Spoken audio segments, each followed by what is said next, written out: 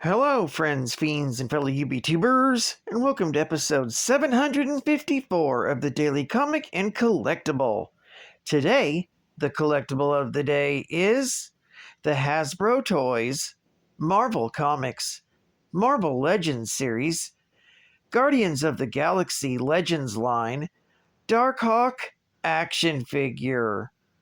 Chris Powell discovered a mystical amulet that lets him inhabit the body of the powerful alien android Darkhawk. Now, you can assemble your own ragtag team of misfits for the Guardians of the Galaxy with the Marvel Legends Infinite series. This 6-inch scale Marvel Legends action figure of Darkhawk from the Guardians of the Galaxy line is inspired directly from the figure in Marvel Comics.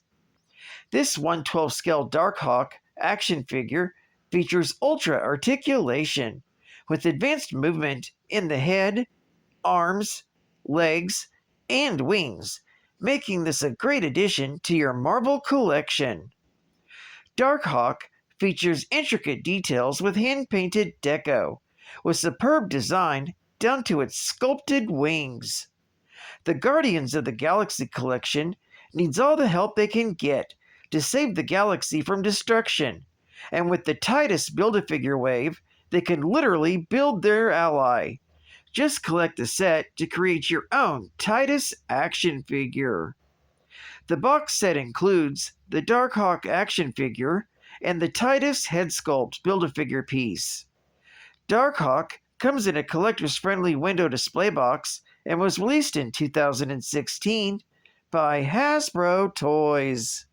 Now, the comic of the day is Amazing Spider-Man, Volume 1, issue number 353, with a cover date of November 1991.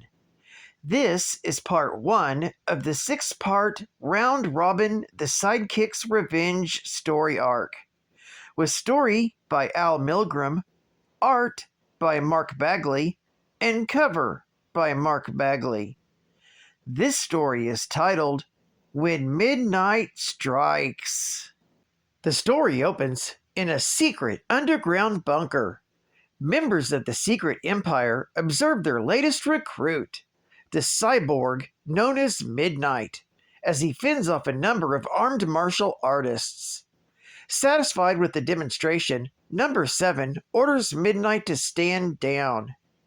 Midnight is also satisfied with his new cybernetic body. Removing his mask, he identifies himself as Jeff Wild. Number 7 reminds Wild that he will only be known as Midnight from now on. 7 finds it interested to see that Wild is complying without their use of a pain-inducing implant, especially since Number 7 was the one responsible for almost killing Jeff Wild and rebuilding him as a cyborg. He's pleased that he managed to convince Midnight that the Secret Empire has kept up with the times, so that it would be considered a viable threat, much like its terrorist counterparts in Hydra and Advanced Idea Mechanics. He created Midnight in response to the growing number of superheroes that have appeared on the scene, and particularly since the Empire's last operation was foiled by Moon Knight, the Punisher, and Spider-Man. With everything in order, the Secret Empire informs Midnight that his first mission is to break Elliot Franklin, a criminal physicist, out of prison in Queens. Meanwhile, in Queens, Peter Parker and his wife Mary Jane have come to visit Peter's Aunt May. In the middle of their visit, Aunt May realizes that she's missing her television show, and much to everyone's surprise, it's a wrestling match that May is watching. Peter decides to take the opportunity to walk through the old neighborhood and leaves Mary Jane to keep May company. Once out of the house, Peter quickly changes into Spider-Man and goes swinging through the neighborhood. He soon comes upon the place where he and Darkhawk had recently battled Hobgoblin. The wallcrawler can't help but think that the novice hero is the same age, if not younger than he was, when he first became Spider-Man. Recalling how confused Darkhawk seemed, Spider-Man still wonders what was bothering the hero. At that very moment, at a nearby police station, Chris Powell has come to empty out his father's desk. He thinks about how a few weeks ago he followed his father to a nearby amusement park and witnessed him taking money from Philip Bazin, a notorious mobster. Unsure if his father was taking a payoff or something, he did discover a mysterious crystal. Upon touching it, Chris Powell became Darkhawk for the first time. There, he is greeted by Officer Jimmy Zavar, who tells Chris that the department hasn't had a chance to go through his father's desk for clues to explain his recent disappearance. Chris finds that he doesn't want to talk about the elephant in the room, the possibility that his father was a dirty cop. So when he sees some officers in tactical gear, he asks what it's all about. Officer Zafar explains that they're preparing to transfer Elliot Franklin to the vault. Suddenly, Midnight comes crashing through the wall and begins fighting his way through the police officers. Witnessing officers getting killed by the cyborg, Chris finds a secluded spot to change into Darkhawk. Meanwhile, Elliot Franklin sits in his cell, thinking about how easy it could be to break out of his cell if he still had his powers. Soon, Midnight breaks him out of his cell and tries to escape, only to be ambushed by Darkhawk. Watching this scene unfold are operatives of the Secret Empire, who are told to stand back and see how Midnight operates against Darkhawk. As Midnight battles the novice hero, Darkhawk is forced on the defensive. At that moment in the Bronx, the Punisher is demanding answers of a drug dealer regarding the Secret Empire's connection to the local influx of drugs. The dealer tries to play dumb, but the Punisher recognizes the Secret Empire insignia ring he's wearing. After roughing him up a bit, the dealer caves and tells him about the Empire's plans to break Elliot Franklin out of jail to exploit his weapons expertise. Thanking the thug for the information, the Punisher decides to spare him to use for more information later. However, the drug dealer tries to shoot the Punisher from behind. Anticipating this, the vigilante manages to quickly turn around and shoot the dealer dead. Back in Queens, the battle between Midnight and Darkhawk rages on. Hearing the commotion, Spider-Man arrives on the scene. After he sets up his camera, he decides to swing down and lend Darkhawk a hand. At that moment, the Secret Empire operatives determine that Midnight is faltering and fly to assist. Spider-Man leaps in as well. The battle takes a turn when innocent bystanders are threatened by an out-of-control Secret Empire flying platform. Ultimately, Spider-Man and Darkhawk take control of the situation and eventually pin Midnight to the wall. When Spider-Man pulls off Midnight's mask, he is shocked by the most cybernetic face that looks back at him. When Midnight refers to himself by name, Spider-Man remembers him as Moon Knight's sidekick, who was seemingly killed during their last clash with the Secret Empire. Wilde explains that he survived, and while Moon Knight left him for dead. Jeff was taken in by the Secret Empire and rebuilt him as a cyborg. When this starts reminding Darkhawk of his father, it weakens his concentration, forcing him to drop his force field. Before Spider-Man can get him to refocus his attention, he's struck from behind by Elliot Franklin. This allows Midnight to get past Darkhawk. The pair then flee, but not before Spider-Man tags Midnight with a spider tracer. Before the two heroes can follow after Midnight and Franklin, Midnight grabs one of the fleeing Empire soldiers from his flying platform, sending it speeding towards the crowd.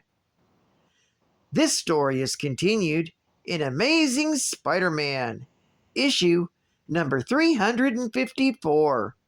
In fact, I've already covered that issue in a previous episode, episode 412. The link to that story will be in the description below. Geek Fact: Round Robin is a 6-part story arc that begins here in issue number 353, then continues through issues 354 and issue 355 and 356, closing out 1991.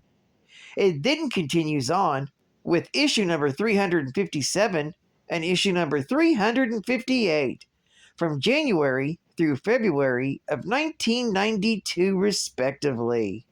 When Moon Knight's former sidekick Midnight returns from the dead as a cyborg, he begins to target his former partner with the might of the Secret Empire at his side. But Moon Knight has friends too, and with the help of Spider-Man, the Punisher, and new Warrior members Night Thrasher, Nova, and Darkhawk, takes on his former ally and the Secret Empire. Bonus Geek Fact: The Secret Empire was one of Hydra's subsidiary organizations alongside Advanced Idea Mechanics under them, but it split from Hydra after Baron Strucker's initial death. Them was the central committee set up by the Grand Imperator, Baron Strucker, the Supreme Hydra. The Secret Empire began as a branch of them, with its original purpose being to divert the attention of authorities such as S.H.I.E.L.D. away from Hydra's activities. Following the first death of Baron Strucker, the Secret Empire gained independence from Hydra. Members of the Secret Empire are given a numerical code name that designates their rank within the organization. The Secret Empire is headed by a 9-person council, made up of the highest-ranking members, called the Council of 9, with number 1 serving as the supreme leader. State-of-the-art gaming! Over 25 million lives will be saved. Yo, video dudes! With Game Genie, you'll never die a reckless video death. Cause Game Genie grants you stellar video powers on the most popular video games for the Nintendo Entertainment System. Like, you may live forever, never die, or you can get unlimited firepower and super jumps. Maybe even moonwalk the most triumphant game characters across the screen, or program them to do much, much more. So you may ask, what is the key to this most awesome power? The power codes, dude! Thousands of them that allow you to unlock all these excellent secrets. So party on with Game Genie and save that most righteous life of all. Yours! The Game Genie, only from Galoob.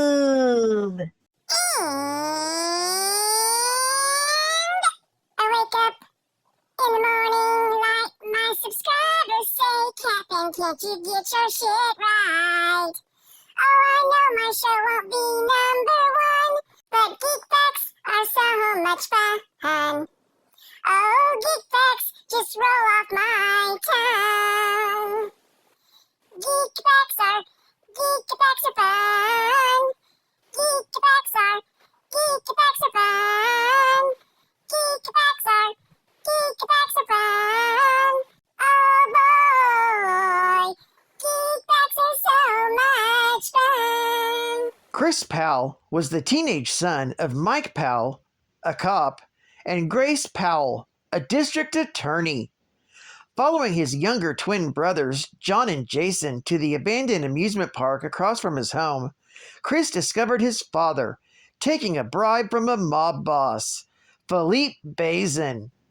While trying to escape with his brothers from Bazin's henchmen, Chris discovered an amulet that transposed him into the Dark Hawk armor. When his father disappeared after Chris saw him, he swore to use the Dark Hawk armor as an edge against crime. He often teamed up with Spiderman, and as a sometime member of the New Warriors, he befriended Speedball, Nova, and later Turbo. He developed quite a roster of enemies. He would fight villains such as Hobgoblin and Tombstone, who were seeking to take his amulet, with the latter succeeding. He was extremely weakened and even dying after having the amulet removed, but still able to use all of his powers except for turning back into human form to heal. Once he retrieved the amulet, he was able to put it back in his chest and fully heal. Lodestone, a magnetically powered villain developed by Bazin, was often pitted against Darkhawk. He also fought against some who would later ally with him, such as Portal, a teleporting mutant who killed another Darkhawk and stole parts of his armor.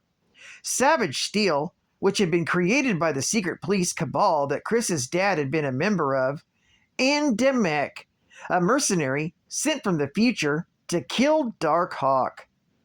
Chris learned that his armor was actually an autonomous existing android armor, one of 5 commissioned by an alien mob lord named Dargan Bach, being held in his sentient spaceship Osh in null space. When Chris grasped the amulet, it actually caused his body to switch places with that of the Darkhawk body, although his mind remained in control of the replacement body.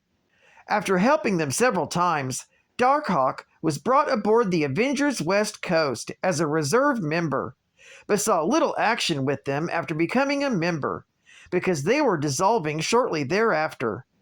Nonetheless, he did at least start a lasting friendship with Spider-Woman. Well, I'd like to thank you for joining me for another Daily Comic and Collectible, and I hope to see you again Friday. This is Cut Fun Comics Man, and I'll catch you on the flip, baby. Over and out.